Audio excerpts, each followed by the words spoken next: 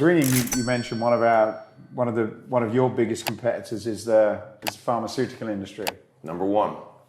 What do you say there? Yeah, because they've created an environment that has sadly bamboozled people into thinking that if they have some sort of a metabolic health issue, it's okay, there's a pill to take care of it, rather than you need to take care of your body now so that you won't get in trouble later. They've done this through marketing and advertising. You know, it's been stated before. I never heard Bobby Kennedy. I might take some credit here. I never heard Bobby Kennedy say it when he speaks publicly until I mentioned it to him when we were hiking together in the Santa Monica Mountains 4 or 5 months ago. But probably he knew this anyway. But I said, because as even the most casual fan of Bobby Kennedy know, he's an environmental lawyer, and that's leaked over into lawsuits with pharmaceutical companies, and he won.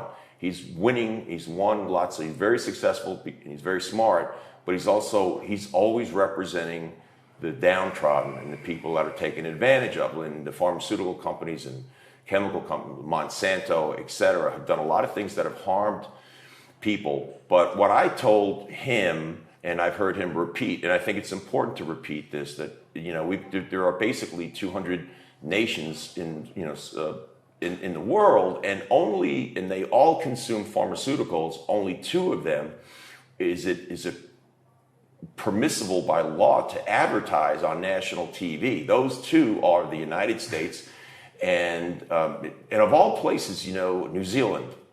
Go figure. And everybody else, Germany, France, everybody else has figured out that's a bad idea. We'll let people market in their own ways, but not on national TV. And now the pharmaceutical companies, and remember, they own not only the prescription medications, but the over-the-counter, and they are dominating when the TVs, this is the old-fashioned TV and the cable TV, which is really slowly going away. That's, by the way, there's a connection there, because more and more people are watching podcasts and streamers like me, and less people watching things that they can find on cable and network news.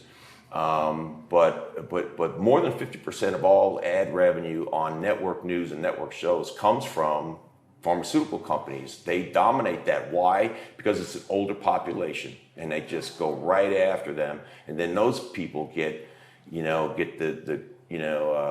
I saw a commercial. I won't mention the drug, but it was for folks with type 2 diabetes, which is nearly, you can't quite say 100% reversible and curable if someone has type 2 diabetes, because what drives type 1 diabetes is type you're born with. Type 2 diabetes is the kind that you get when you're older, when you get overweight. And there's this tiny, less than 1% of folks that, even if they maintain a very, very lean body, they're still going to have type 2 diabetes. But by and large, 99% of the folks, they get overweight, sedentary, and their body begins to react in such a way.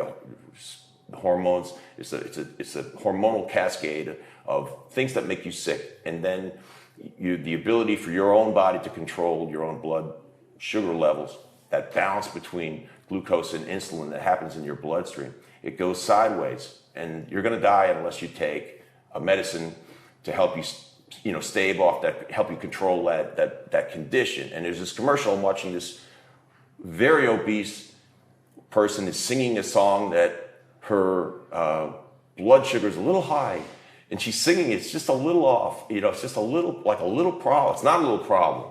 It's a really, really dangerous condition you have if you have type 2 diabetes, and you must do everything humanly possible to fix it, to correct it. And that means losing weight through proper nutrition and exercise, not drugs. I mean, but when people go, but a drug is available to me, and I could talk to my doctor about that. Well, it's a very difficult message, and I have many medical doctor friends, mostly first-line practitioners, and diabetes is something they talk about all day long, and they're up against it. The doctors feel like they're up against the wall because the folks come in and they go, well, hold it. You say my glucose is high, but can't I just take a medicine? Because no, I want you to do diet and exercise. Is it a pill or a shot? So I think Bobby Kennedy's talked about it, but I'm talking about it. If we could make one, if I was king of United States for a day, the president, I think, well, there'd be a handful of things, but one of the most important things that I'd want to try to do right away would make sure that I guess it's the FCC and figure out a way that we don't let pharmaceutical companies advertise on TV anymore. We're gonna put a hard line in the sand and take that away and let doctors reclaim their territory, and as opposed to being all the blowback they get from the patients who are watching TV too much and exercising not nearly enough. So that's my little rant on that. But I think Bobby's Kennedy. I don't want to speak for him that he supports that position, but the position I know that he does support is we all need to exercise intensely every day. It's going to make you better. I tell my personal training clients, it's not only a you situation. Think about how important it is that, collectively, the healthier we are in your house, in your community, in your town, in your state, in the country, the better we all are.